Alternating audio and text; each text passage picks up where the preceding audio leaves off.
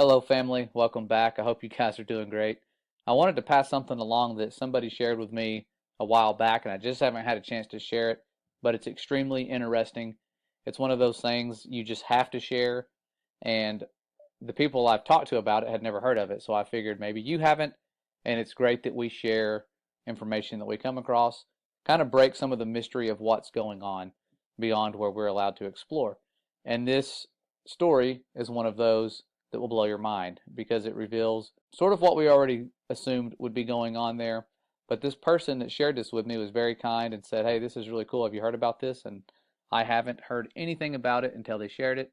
This channel here, Yup 0123, and they said, "I found this on Facebook and I think it's worth sharing with you all. I kept the original post's layout untouched to keep its originality." So they've broken it up. You'll see what I'm talking about, or what they're talking about here in just a second. And the story, I will scroll to it, starts right here. And this person reached out on one of those truther Facebook pages. There's lots of them where they were talking about the firmament. And they had a military background. And they said, "I've never really believed in Jesus or done the whole church thing, but I think I've seen the stuff you guys are talking about here. I just didn't know what it was at the time." This person was in the Army from 1997 to 2000, and they said, "I was sent to McMurdo Station in Antarctica. I was a helicopter mechanic and a crew chief, and they had volunteer tours open for guys to go there and work on the helicopters there. When they asked for volunteers," sorry, there's some typos here. I'll try to read it and say what I believe they were trying to say. But it says, when they asked for volunteers, a bunch of us applied, but only me and one other guy got accepted. The application process had a bunch of questionnaires that we had to fill out, and we had to sit for a bunch of one-on-one interviews. It was mostly just a bunch of questions about what our interests and beliefs were. It's weird that they would ask about their beliefs. I was sent to McMurdo Research Station in August of 1998. When we weren't busy de-icing the aircraft and working on them, we had time to hang out with the scientists at the research station. The military unit attached to McMurdo was small, and we didn't have our own separate facilities. We didn't have a PX or a media center. There was no chapel or chaplain, and we didn't have our own separate mailroom. We just had to share the same facilities with the scientists and researchers, so over time I got to be friends with a few of them. They had two different kinds of ice they worked on and studied. This is where it gets interesting. One kind of ice was the normal kind that we've all seen. They took cores of it out of boreholes in the ground. Just like normal ice, it was mostly clear and sometimes white, and it would melt into liquid water if it got warm. The whole area of Antarctica is covered in this kind of ice. But that wasn't their main kind of ice. The only time I ever saw them actually studying normal ice was when a film crew from National Geographic came by. The rest of the time, which was most of the time, the scientists were studying something they called sky ice. This stuff was totally different. We were never allowed to go into the laboratory areas of the station because the labs had to be kept super clean, and they said it would mess up their work if they risked letting too many people in the lab. But one time, one of the researchers that I was friends with showed me a piece of sky ice. You couldn't touch the stuff with your bare hands because it was so cold, and it wasn't clear or white like normal ice. It was solid blue. He said that's why they call it sky ice, because it was the exact same color as the sky. We had to wear thick, heavy going outside gloves to handle it. The stuff was so cold, it would instantly freeze your skin if you touched it. I don't remember what the temperature he said it was, but it was something like hundreds of degrees below zero, way colder than the normal ice that was outside. He had to carry it in a metal bottle that was kind of like a thermos. He let me play with the piece of it for a while. It felt lighter than a piece of normal ice of the same size, like it wasn't very heavy at all. It almost felt like you could throw it up in the air and it would just float back down. But I didn't try that. And it was also a little flexible when I tried to bend it. It didn't break like normal ice would. And even for a small piece, you could see through it. It was solid blue right from the surface. And here's the really weird part. It didn't melt into water. When it got warm, because we had it inside, it just started to shrink. It got smaller and smaller, but my glove never got wet.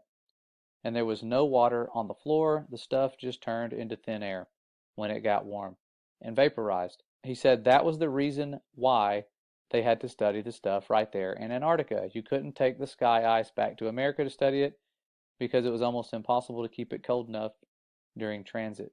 And then they shared a verse right here where it says, "And above the firmament that was over their heads was the likeness of a throne, as the appearance of a sapphire stone.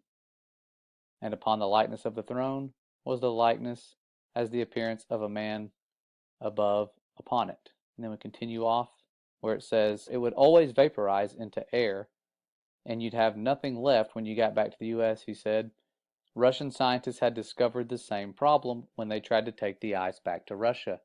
So that was why they all had research stations in Antarctica. After maybe 15 minutes of handling the piece of sky ice, it was almost completely gone. Just a tiny little bit was left, and my glove was dry the whole time. I'd never seen anything like it before or since, and that's unusual because I've always had an interest in scientific things. I think that's even why I got selected to go to Antarctica, because a big part of the interview was about science and what I believed about things. So I really thought it was cool to see something I'd never heard of before. The whole time I was at McMurdo, I heard people talking about the wall like that was a special place. It's pretty common to find ice walls and ice cliffs all over Antarctica. The whole place is ice, but it's all just normal white or clear ice. So I asked my friend where they get the sky ice from, and he said it comes from the wall.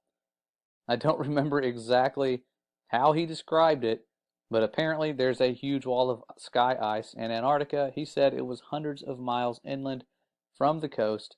I never got to see it myself because I was only, and then I'm going to skip forward, stationed to McMurdo. I didn't get to go out on expeditions. He said it was the biggest natural structure in the world. Imagine that. He said that in the 1960s, the U.S. Army had a plan to bore a tunnel into the wall, but they didn't have a boring machine that could handle the super cold temperatures, so they had a whole testing project in Greenland where they developed ice tunnels and invented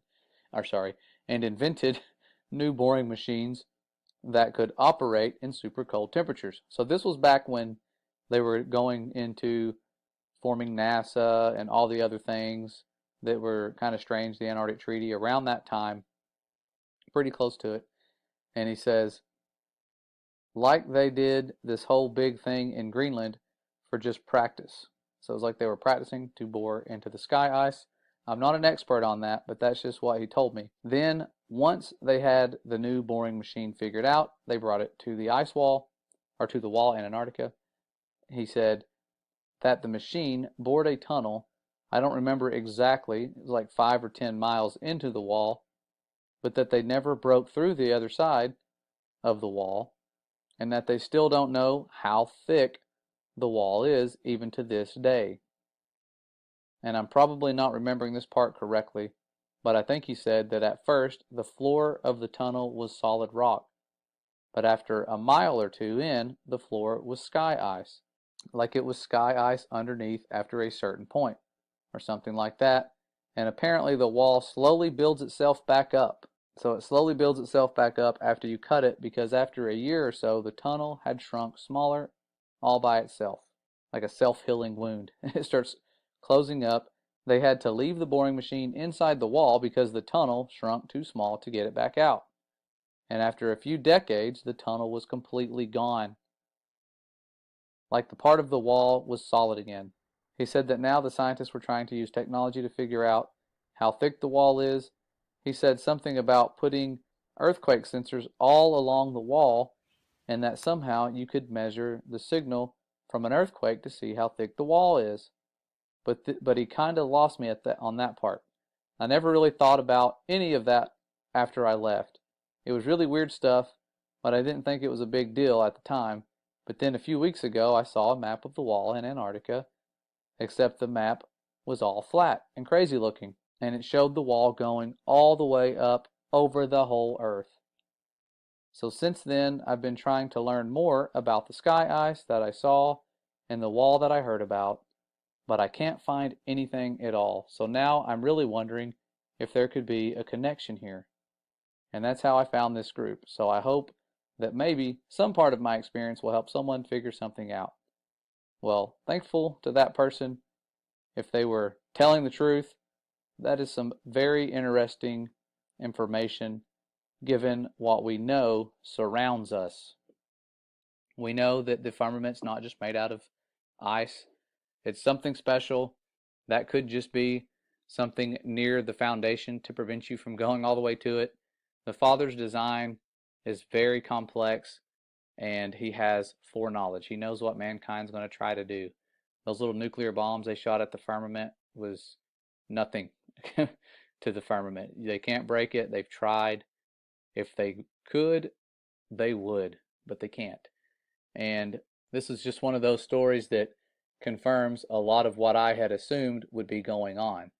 I always thought, man, if they are out there and they can go to it, they're probably trying to drill through it. And if they are, how have they not gotten through it already?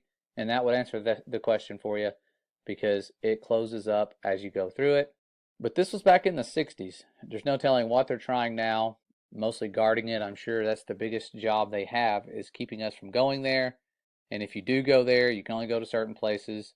It is tens of thousands of dollars for a one-way ticket. Otherwise, many of us would have already gone there, tried to do some sneaking around and investigating. But this video here, it only had like 300 views. But really cool stuff. Wanted to pass this along. I know the days of censorship have it to where you can't find stuff like this anymore. And I remembered putting it in my firmament playlist. I just wasn't sure if you guys had heard about this and wanted to pass it along to you. Answers some questions that most of you, if you're like me, had about what's going on out there and what are some of the properties near the foundation of the firmament, if they're even close to it. Could go on like that for many, many miles. Who knows? We'll find out soon someday. The firmament itself will roll away like a scroll, but that second day of creation where he put this expanse for signs and for seasons and letting us know that he will return very soon. And it's one of those things that we're sensing is right around the corner due to the way things are going in the world and what they're trying to prepare us for and all the division. But they're preparing for a war. I'll go over that in a little while in another video, what they're preparing for and how you can be prepared yourself to not fall for the deceptions to come. But see you guys around soon. I know that this is a random video and I'm just trying to put this stuff out there and stop procrastinating and share the information that I have while we still can. I'll see you guys really soon. Stay safe and stay ready.